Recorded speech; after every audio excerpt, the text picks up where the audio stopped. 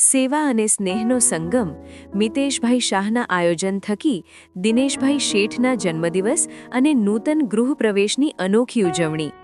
ભુજ શહેરી કોલાહલથી દૂર અને પ્રકૃતિના ખોળે આવેલા પૌરાણિક દંતેશ્વર મહાદેવના સાનિધ્યમાં આજરોજ એક યાદગાર સ્નેહમિલન અને પિકનિકનું આયોજન કરવામાં આવ્યું હતું.